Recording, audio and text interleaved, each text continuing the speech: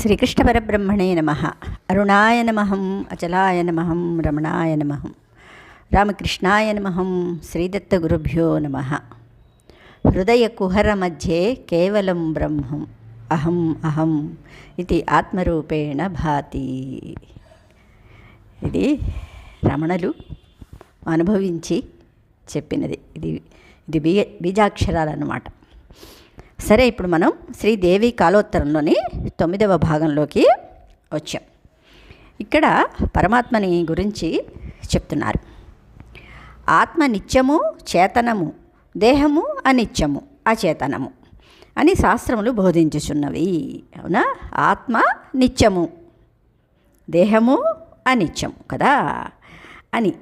దీన్ని బట్టి దేహము ఆత్మకన్నా భిన్నమైనదని తలంతురేమో అని పరమేశ్వరుడు దేహము కూడా ఆత్మస్వరూపమే అని హెచ్చరించుచున్నారు. దేహమేరా దేవాలయం అన్నారు కదా.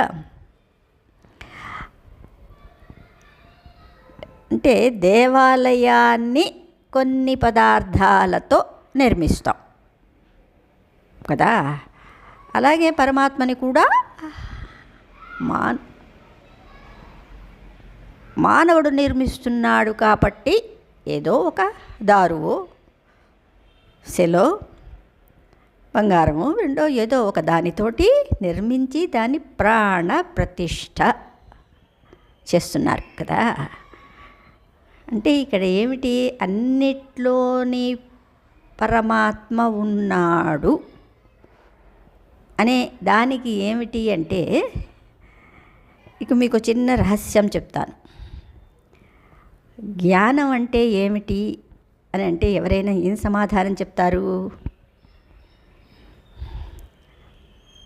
మనం తెలుసుకునేదంతా జ్ఞానమే అని అంటారు కదా. సరే, దీని యొక్క రహస్యం మెల్లిమెల్లిగా నేను తర్వాత చెప్తాను.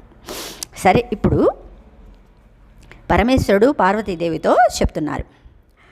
ఆమస్తకం పాదతలావసానం సాంతర్బహిశ్చర్మ పటావసానం తత్కృష్ణం మేవామృతరూపమన్యచ్చిద్రూప ఆత్మాహ అనన్య సిద్ధం అన్నారు.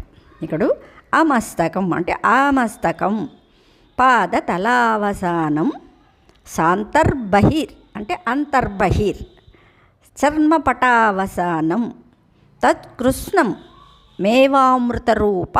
తత్కృష్ణం అంటే నిర్మించబడింది, కృష్ణం అంటే నిర్మించబడ్డం. అన్యఛిద్రూప ఆత్మాహ అనన్య సిద్ధం అనమాట. అంటే తల నుండి పాదతలము వరకును చర్మము అను వస్త్రము చేత కప్పబడి ఉన్న శరీరము లోపల వెలుపల అంతటను ఆత్మస్వరూపమే. ఇది అన్యము అనగా అన్యసిద్ధము. దీని లోపల చిద్రూపమైన ఆత్మగానున్న నేను అనన్య సిద్ధుడను అన్నారు. ఇప్పుడు నేను చెప్పాను కదా దేవాలయం గురించి. దేవాలయము మనం ప్రతిష్ఠించే దేవుడు. ఇవన్నీ కూడా అన్యసిద్ధము అంటే ఇవన్నీ కొన్ని పరికరాలతోటి కలిపి నిర్మించబడింది. కానీ ఇక్కడ ప్రాణం పోస్తున్నారు కదా, ఇది అనన్య సిద్ధము. అవునా? పదార్థములు సాధ్యములని సిద్ధములని 2 విధములు. తయారగుచున్నవి లేక తయారు కావలసినవి సాధ్యములు, తయారై ఉన్నవి సిద్ధములు. అంటే ఉడుకుచున్న అన్నము సాధ్యము, విస్తరిలో వడ్డించి అన్నము సిద్ధము. పదార్థములు పెక్కు కారణముల చేత సిద్ధములగుచున్నవి. అంటే ఇప్పుడు మనం చెప్పుకున్నాం కదా దేవాలయం. అలా బియ్యము, నీరు, అగ్ని, వంట చేయువాడు అను కారణముల చేత అన్నము సిద్ధమగుచున్నది. విత్తనము, నేల, నీరు మొదలగు వాని చేత చెట్టు సిద్ధమగుచున్నది. అట్లే తల్లి తండ్రుల వలన పుట్టి ఆహారముచే పోషింపబడి శరీరము సిద్ధమగుచున్నది. ఈ పదార్థములన్నీయు తమకన్నా భిన్నములై అన్య పదార్థములతో సిద్ధములగుచున్నవి.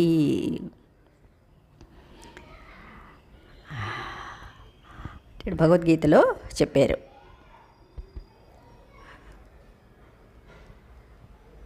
మర్చిపోతాను. కృష్ణయ్య అంటే శరీరము చూచుచున్నవాడు శరీరి కదా. శరీరము శరీరి అని మనం చెప్పుకున్నాం కదా. శరీరము కొన్ని పదార్థాలు అంటే పంచభూతాలతో తయారుగుచున్నది. శరీరమును చూస్తున్నవాడు అనన్య పదార్థం. ఇది ఏ పదార్థంతో ఇతను నిర్మించబడలేదు కదా.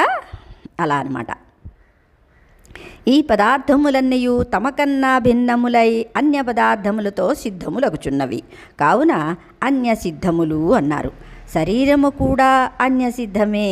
మరి ఆత్మ ఏ కారణము చేతను సిద్ధమగుట లేదు, అసలు అది తయారుగుట లేదు. ప్రాణాన్ని పోస్తున్నామంటే అది ఏదైనా ఒక పదార్థంతో తయారవుతుందా? లేదు కదా. ఇది మంత్రసిద్ధి కదా. అది ఎప్పుడునూ అంతటను ఉన్నది కావున అది అన్యసిద్ధము కాదు. అందువలన అనన్యసిద్ధము.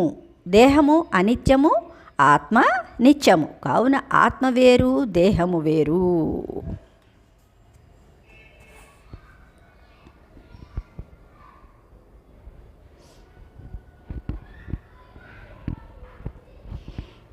ఇది అంతయు వ్యవహారమును అనుసరించి చెప్పు పద్ధతి. అంటే అర్థం అవ్వడం కోసము ఇది వేరు, ఇది వేరు. నేతి నేతి ద్వారా వీటన్నిటినీ విడగొడితే మనకి ఆత్మ ఏమిటో తెలుస్తుంది. కానీ తర్వాత ఏం చేస్తున్నావు? ఇవన్నీ ఒకటే కదా. నేను అనే పదార్థంతో ఇవన్నీ కలిపి ఉన్నాయి కదా. నేను లేకపోతే పదార్థాలకి ఉనికి లేదు. అంటే చర్మము, మాంసము, రక్తము, మనస్సు, బుద్ధి వీటన్నిటికీ ఉనికి లేదు. ఉనికి కావాలి అంటే చైతన్యం కావాలి. ఆ చైతన్యం ఎలాంటిదై ఉండాలి? అంతటా వ్యాపించి ఉన్నదైతేనే అది సాధ్యం కదా. అలా అన్నమాట. ఇది పరమార్థము కాదు. ఇది అంతయు వ్యవహారమును అనుసరించి చెప్పు పద్ధతి. ఇది పరమార్థము కాదు. పరమార్థ దృష్టి యందు శరీరము ఆత్మ కన్నా భిన్నముగా లేదు. ఇది అంతయు బ్రహ్మమే. సర్వం ఖల్విదం బ్రహ్మ అన్నారు కదా అని వేదము చెప్పుచున్నది. పోతన గారును దీనినే చక్కగా రచించినారు. ఏమని చెప్పారు పోతన గారు?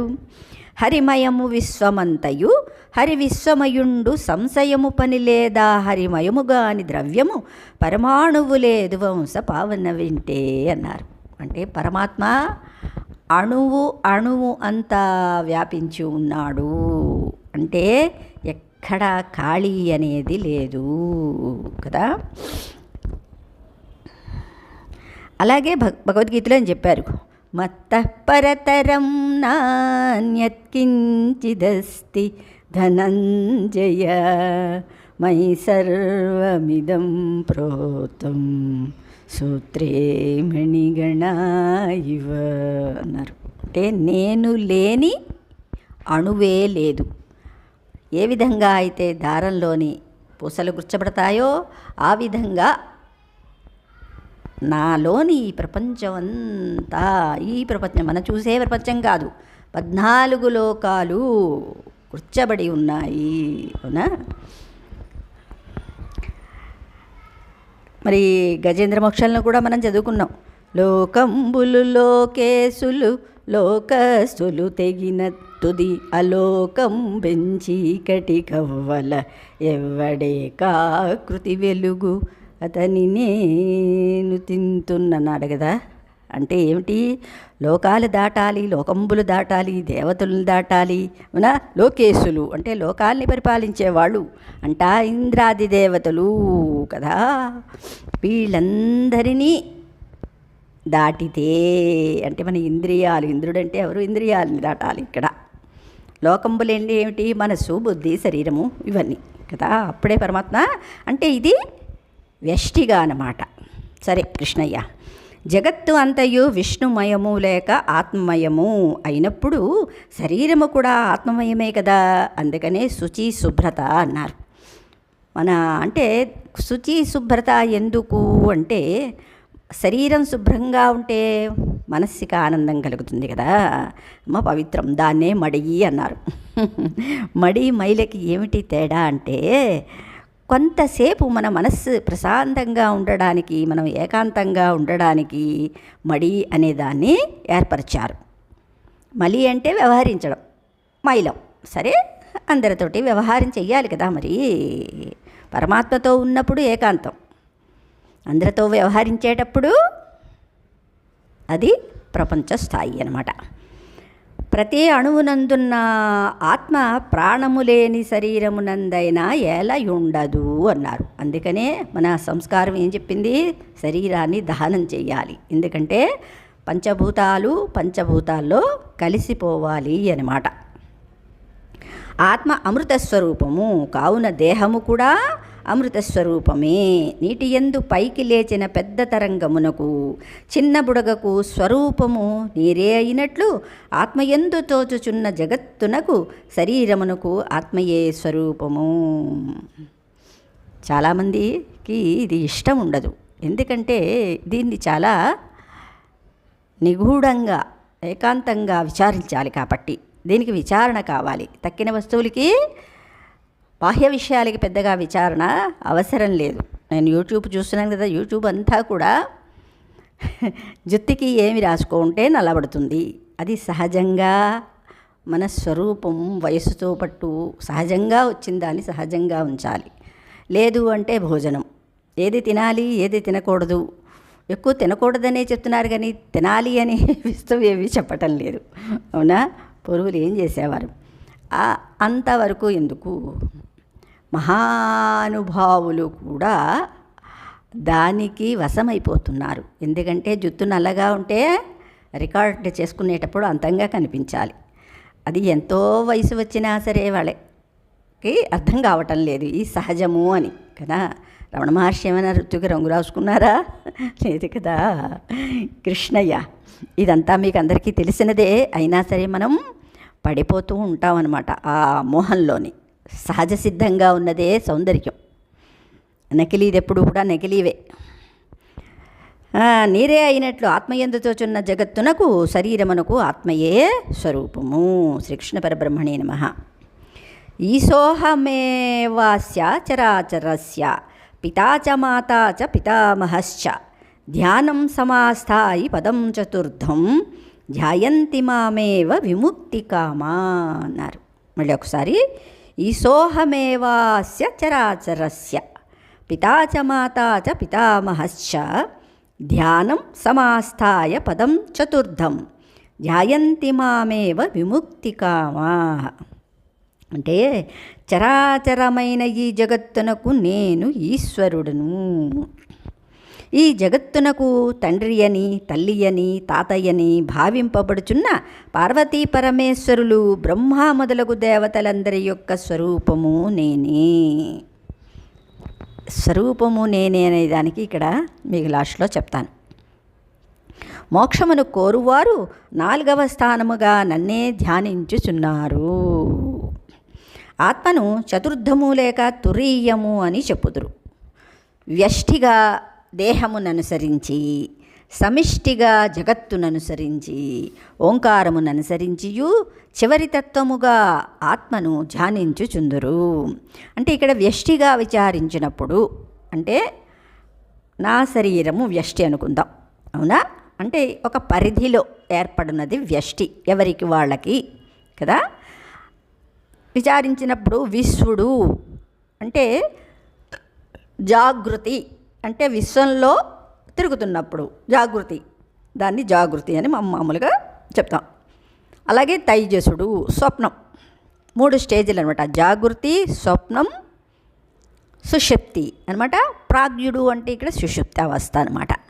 తురీయుడని ఆత్మను 4వ స్థానము తురీయుడు అంటే ఇక్కడ 3 కూడా ఉండవు. జాగృతి, స్వప్న, సుషుప్తిని దాటినది తురీయము అంటారు. అదే ఆత్మ అంటే నీలో నువ్వు ఉండడం. ఇక్కడ నీలో నువ్వు అని కూడా లేదు, ఉన్నది ఒకటే, అంతా ఒకటే అని స్ఫురింపజేసేదే తురీయుడు. ఆత్మను వ్యవహరింతుడు. స్థూల శరీరమును అభిమానించుచు దుఃఖము తొలగించుకొనుటకు సుఖమును పొందుటకు పాటుపడుచున్న ఆత్మ విశ్వడు అని చెప్పాం కదా. ఇక్కడ అంటే శరీర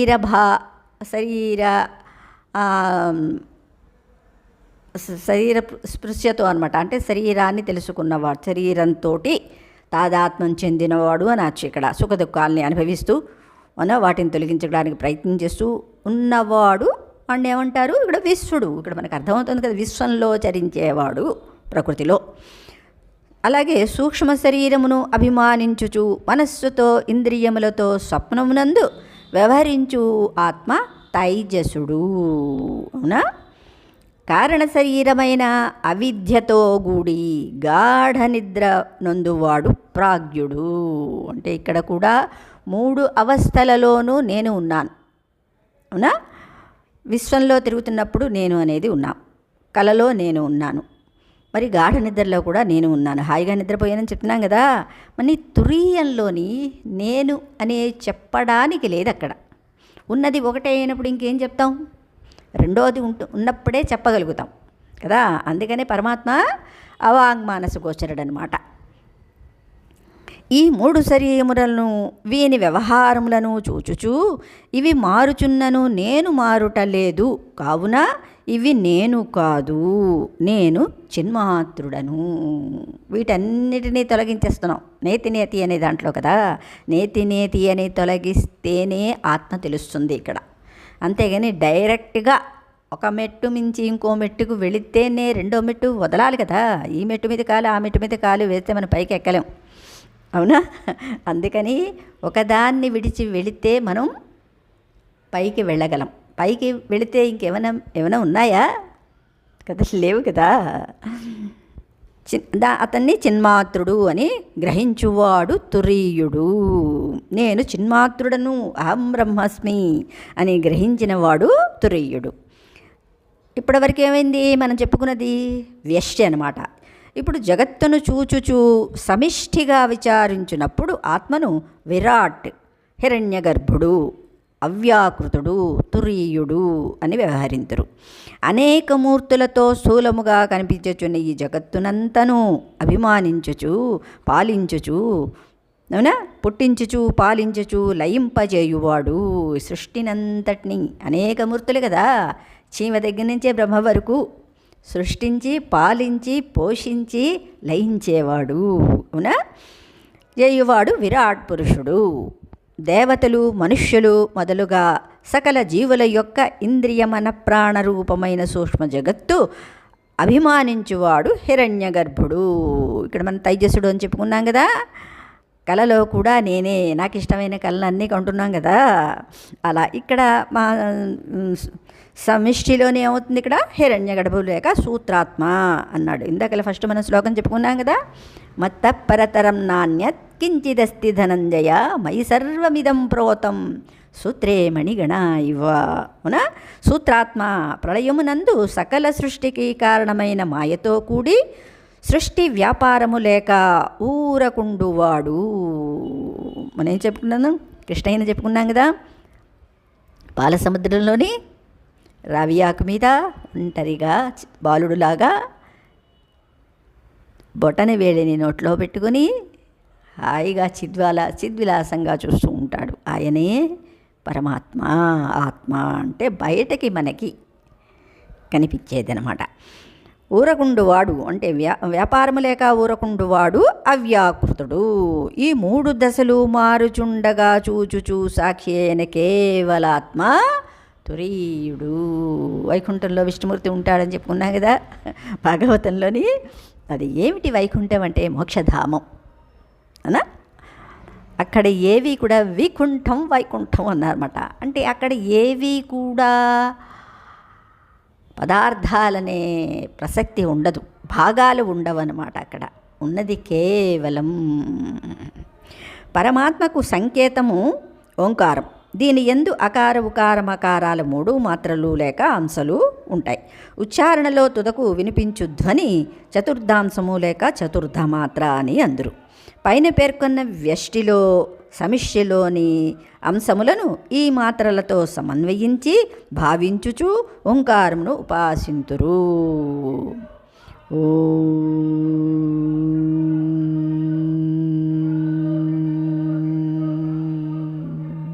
కదా. అంటే ఓం అన్నప్పుడు కొంచెం ఉకార, అవునా, మకార లకారాలు కలిసిపోతే కదా అకారాలు.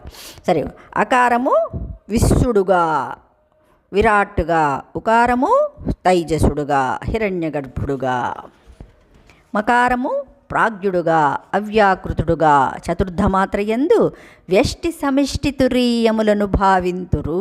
పిమ్మట అకారము దానికి మూలమైన ఉకారమందు, ఉకారము దానికి మూలమైన మకారమందు, మకారము దానికి మూలమైన కేవల నాదముగా ఉన్న చతుర్థమాత్రయందును లయమునర్చి వ్యష్టి సమిష్టి తురీయ రూపమైన ఆత్మను చతుర్థమాత్ర రూపముగా ధ్యానింతురు. అసలైనది అది అన్నమాట. సరే, ఇంకొకటి చిన్నది. శంకరాచార్యుల్ని మనం మళ్ళీ గుర్తు తెచ్చుకోవాలి. శంకరాచార్యులు ఏవో 4 పఠాలు పెట్టి దానిలోని ఆత్మజ్ఞానాన్ని తెలుసుకోవడానికి పీఠాధిపతుల్ని వంశపారంపర్యంగా వేదాలు నేర్చుకోవాలి. వేదాలు, ఉపనిషత్తులు, పురాణాలు అన్నిటిలోని కూడా పారంగతులైన వారిని అక్కడ సంస్థానంలో పెడతారు కదా. అక్కడ వరకు అది ఓకే.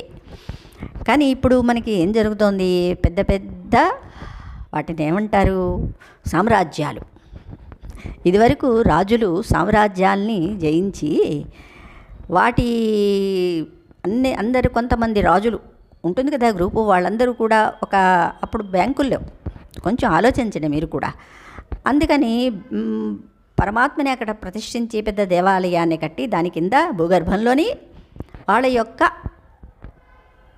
ధనాగారాల్ని నిక్షిప్తం చేసుకునేవారు. ఎందుకంటే ప్రజలు ఎప్పుడు కూడా అక్కడ కోలాహలంగా ఉంటుంది కాబట్టి చౌర్యం అనేది ఉండదు.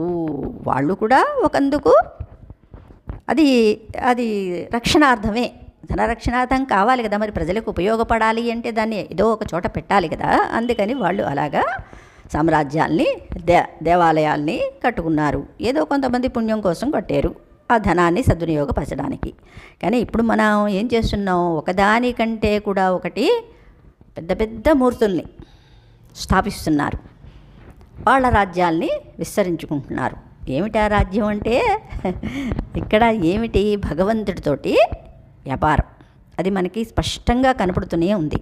అంతటా భగవంతుడు ఉన్నాడు అన్నప్పుడు మరి మన పూర్వీకులు మునులు అవునా, వీళ్ళందరూ కూడా ఇలాంటివేవి చెయ్యలేదు. పరమాత్మని అంగుష్టమాత్రంతో ఆరాధించాలి. అందుకని ప్రతీ ఇళ్లలోని మట్టితో కానీ ఏమీ లేని వాడు మట్టితో కూడా చేసుకుంటే అందులో కూడా పరమాత్మ ఉన్నాడు కదా అనే విశ్వాసం ఉండాలి మనిషికి. కానీ పెద్దలు అలా ఏమీ చెప్పటం లేదు కదా. అందుకనే మనం ఎక్కడికో భక్తి అనే ప్రవాహంలోని కొట్టుకుపోతున్నాం అన్నమాట. అసలు భక్తి ఏమిటి అనేది భగవద్గీతలో తెలుసుకోవాలి. భక్తి అంటే ఏమిటి అనేది భగవద్గీతని ప్రచారం చేస్తున్నారు, కానీ దానిలో ఉన్న సూక్ష్మాన్ని చెప్పటం లేదు. ఏ విధంగా అంటే మనకి భారతంలోని అశ్వత్థామ హతకుందరహ అని మెల్లిగా చెప్పుకున్నాడు కదా ధర్మరాజు. అలాగా అన్నీ చెప్తున్నారు, కానీ అసలు విషయం ఎవరు చెప్పటం లేదు. ఎందుకు అంటే వాళ్ళ స్థానాల నుంచి జారిపోబడతారు అని కదా. మరి ప్రజలందరూ రావాలి అంటే వాళ్ళకు అనుగుణంగానే మాట్లాడాలి. నాకే పీఠం లేదు, నాకు ఒక సంస్థ లేదు, నాకు ఒక 4 శిష్యులు లేరు, కానీ అనుభవం, ఆత్మానుభవం పొందిన వాళ్ళు నాలాంటి వాళ్ళు ఎందరో ఉన్నారు కదా. శ్రీకృష్ణ పరబ్రహ్మణేన మీరు అర్థం చేసుకుంటారని చెప్తున్నాను. ఎందుకంటే నా ఛానల్ చూసేవాళ్ళే చాలా తక్కువ. ఆ తక్కువ ఉన్నవాళ్ళు మేధావులు తప్పించి మామూలు వాళ్ళు ఎవరు కూడా దీన్ని టచ్ కూడా చేయలేరు. ఎందుకంటే మీరు చూస్తున్నారు యూట్యూబ్లో ఒక చిన్న బ్యాగు కొని దాన్ని కూడా ప్రచారం చేశాం. అలాంటి బ్యాగులు నా దగ్గర 99 ఉన్నాయి. దాన్ని చూడడానికి కూడా ఉత్సాహపడుతున్నారు అంటే మన స్థాయి ఎక్కడికి వెళుతోంది అనేది మనం కొంచెం గుర్తు చేసుకోవాలి. శ్రీకృష్ణ పరబ్రహ్మణే నమః. తర్వాత చెప్తున్నారు అంటే ఇక్కడ సమిష్టి వ్యష్టి అనేదానికి అర్థం అంటే పరమాత్మ అంతటా ఉన్నాడు కదా. మరి ఎలా? బ్రహ్మాదిభిర్దేవ మనుష్యనాగై గంధర్వయక్షాప్సరసాగణైశ్చ యజ్ఞైరనేకై అహమేవ పూజ్యో మామేవ సర్వే ప్రతిపూజయంతి. అందరూ కూడా సంస్కృతం నేర్చుకోక్కర్లేదు. తెలుగు అనేది స్పష్టంగా వస్తే చదవగా చదవగా చదవగా జ్ఞానం అనేది కలుగుతుంది. ఇది నా అనుభవంతో చెప్తున్నాను. అందుకే చేయడు బ్రహ్మాదిభిర్దేవ మనుష్యనాగై గంధర్వయక్షాప్సరసా గణైశ్చ యజ్ఞైరనేకై అహమేవ పూజ్యో మామేవ సర్వే ప్రతిపూజయంతి అన్నారు.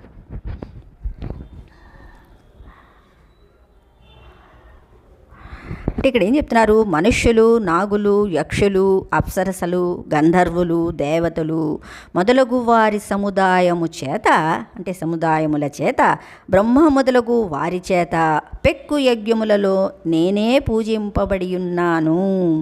అందరూ నన్నే పూజించుచున్నారు అన్నారు. అంటే ఇక్కడ నన్నే అంటే ఎవరండి? నేను లేనిదే అక్కడ పూజ లేదు కదా. అంటే నేను అనేది సర్వం వ్యాపించి ఉంది. చెట్టులోను, పుట్టలోను, గడ్డిలోను, భూమిలోను, రాయిలోను, నీటిలోను అసలు నేను అనే స్పృహ ఉంది అనేదే పరమాత్మ కదా.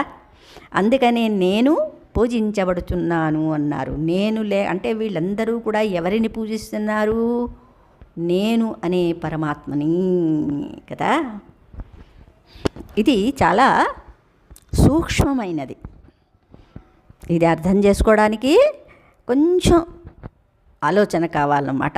అంటే ఇక్కడ జ్ఞానం అంటే ఇక్కడ జ్ఞానం అనేది ఏమిటి అంటే తెలుసుకునేవాడిని తెలుసుకోవటం, అదే జ్ఞానం.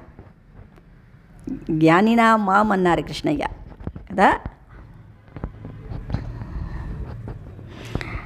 తపోభిరుగ్రై వివిధైశ్చ దానై మామేవ సర్వే ప్రతిపూజయంతి భూతాని చాహం స్థిరజంగమాని యావంతి చాన్యాన్యహమేవ తాని అన్నారు.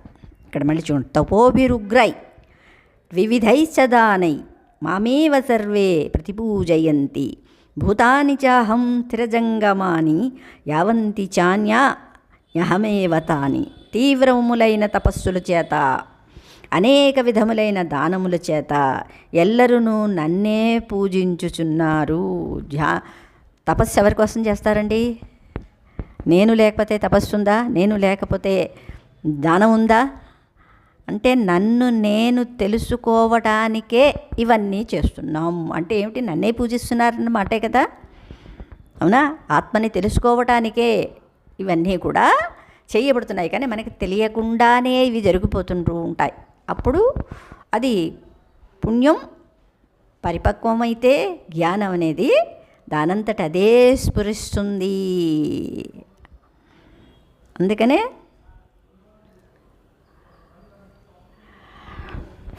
సరే, స్థావరములు, జంగములు అనగా కదలనివి, కదులునవి, ఇంకను ఇతర భూతములు ఎన్ని కలవో అన్నియూ నేనే. స్పష్టంగా ఇక్కడ అర్థమవుతుంది కదా. నేను అనే చైతన్యము లేకపోతే అణువులోని కూడా పరమాత్మ ఉన్నాడు అని చెప్పడానికి ఇది ఉదాహరణము. ఇది చాలా జాగ్రత్తగా వినాలి ఈ సబ్జెక్ట్ అన్నమాట.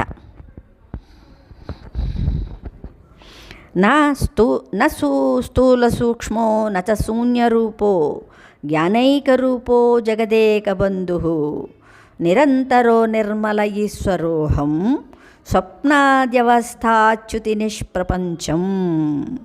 న స్థూల సూక్ష్మో నచ శూన్యభావో శూన్యరూపో జ్ఞానైకరూపో జగదేకబంధు నిరంతరో నిర్మల ఈశ్వరోహం స్వప్నాద్యవస్థాచ్యుతి నిష్ప్రపంచం అన్నారు. అంటే నేను స్థూలమైన వాడును కాను, సూక్ష్మమైన వాడును కాను, రెండునూ కాకున్నచో శూన్యమే అని తలుంచుతారేమో అని నేను శూన్యరూపుడను కూడా కాదు.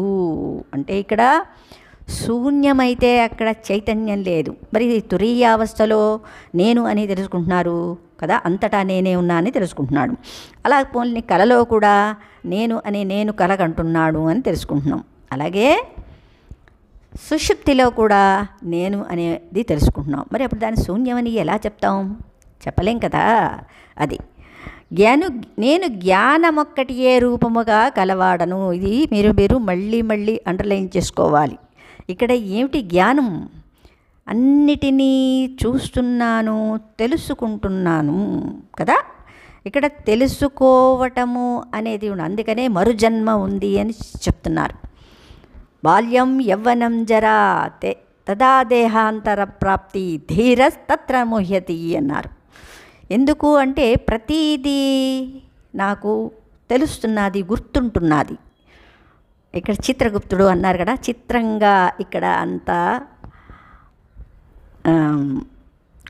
అకౌంట్లో పడుతుందన్నమాట. మనకి తెలియదు, కానీ చూసేవాడు, చేసేవాడు ఒకడు ఉన్నాడు, చేయించేవాడు. శరీరం చేత మనసు చేత చేయిస్తాడు, వాటిని మళ్ళీ చూస్తాడు కదా. మనం ఏది మాట్లాడుతున్నామో అది మనకి తెలుస్తున్నది. దాన్నే ఏమంటాడు జ్ఞానం. జ్ఞానం అంటే జ్ఞాని వేరు, జ్ఞానం వేరు. జ్ఞాని అంటే అన్నిటినీ తెలుసుకునేవాడు కదా. జ్ఞానం అంటే సహజ సిద్ధంగా ఉన్నది జ్ఞానం. ఇక్కడ సహజం అంటే ఏమిటి? నేను అనే చైతన్యం. అర్థమవుతుంది కదా. సరే, రూపముగా కలవాడును. జగత్తునకు నేనొక్కడనే బాంధవుడను. నేను జగత్తునకు ఈశ్వరుడునై నిర్మలునుడై అంతటను ఎడము లేకుండా వ్యాపించియున్నాను. స్వప్నము మొదలగు దశలేవియు నాకు లేవు, కావున నాకు ప్రపంచము కూడా లేదు అన్నారు. ప్రపంచము సృష్టించబడినది, పరమాత్మ సృష్టించబడలేదు కదా. అందుకని ప్రపంచంలో ఉన్నవి మనం తిరగాడుతున్నవి మనకి కళలు వస్తాయి. అందుకని కళలు ఉంటేనే ప్రపంచం ఉంది. కళలే లేనప్పుడు ప్రపంచం ఎక్కడ ఉంటుంది? అందుకని నాకు ప్రపంచము లేదు అన్నారు.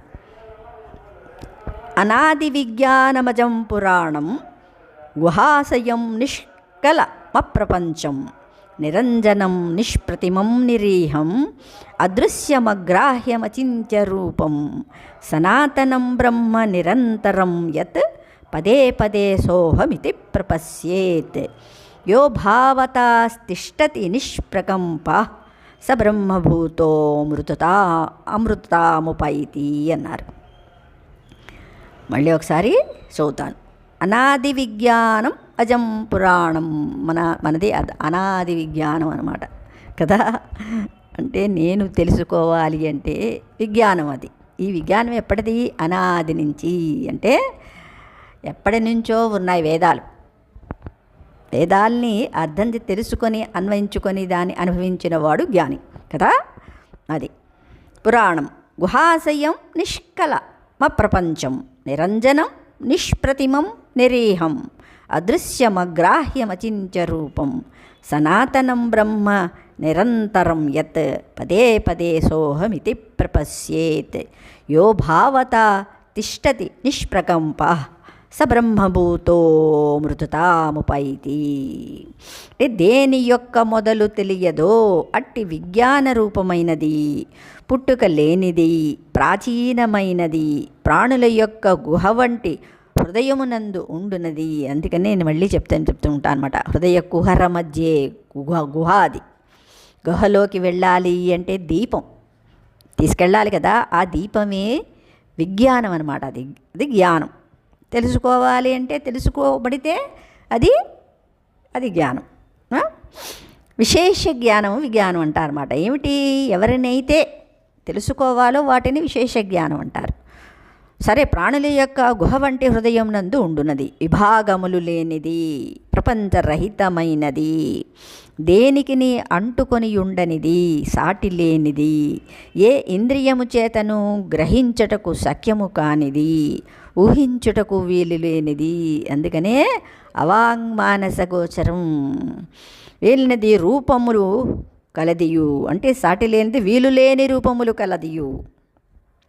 దేశకాలములన్నింటి యందును తెంపు లేక వ్యాపించియుండునదియు అగు బ్రహ్మమును నేనే అని ఎవడు అడుగడుగునను అనగా ప్రతి పదార్థమునందును తన స్వరూపమునే చూచుచు ఆ భావమునందు అచంచలముగా నిలిచియుండునో అట్టివాడు బ్రహ్మమై అమృతత్వమును నొందును.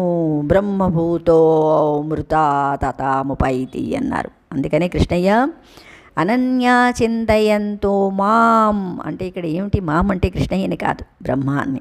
అహం అనమాట. నన్యాచింతయంతో మాం ఏ జన పర్యుపాసతే. మళ్ళీ మళ్ళీ మళ్ళీ మళ్ళీ ఇక్కడే చెప్పారు అవునా. తేషాం నిత్యాభియుక్తానాం యోగక్షేమం వహామ్యహం అవునా. అంటే మన ప్రారబ్ధాన్ని అనుభవించాలి. ఇది ఎలాంటి వాళ్ళైనా సరే, రామకృష్ణ పరమహంస కానీ రమణ మహర్షి కానీ చిన్న రాయి తగలడానికి కూడా ప్రారంధమే కదా. అందుకని దాన్ని విడిచిపోవాలి, దాన్ని వదిలించుకోవాలి అని ఎప్పుడూ అనుకోకూడదు. ధైర్యంగా దాన్ని ఎదుర్కొంటూ వెళ్ళాలి అన్నమాట. సరే, ఇక్కడ వరకు మళ్ళీ మళ్ళీ వినండి. వింటే మీకు ప్రపంచం అనేది అసలు భక్తి ఏమిటో, అవునా, ఆరాధన ఏమిటో అనేది తెలుస్తుందన్నమాట. శ్రీకృష్ణ పరబ్రహ్మణే నమః. తర్వాత దాంట్లోని ఆచార ప్రకరణం అన్నారు. అంటే ఇక్కడ ఏంటి, పార్వతీదేవి అడిగిన ఇప్పటివరకు చెప్పుకున్నది జ్ఞానం. జ్ఞానము ఆచారము అను రెండింటిలో జ్ఞానమును గూర్చి పరమేశ్వరుడు ఇంతవరకు చెప్పి, ఇంకా ఆచారమును గూర్చి తర్వాత దాంట్లో మనం చెప్పుకుందాం. కృష్ణార్పణం.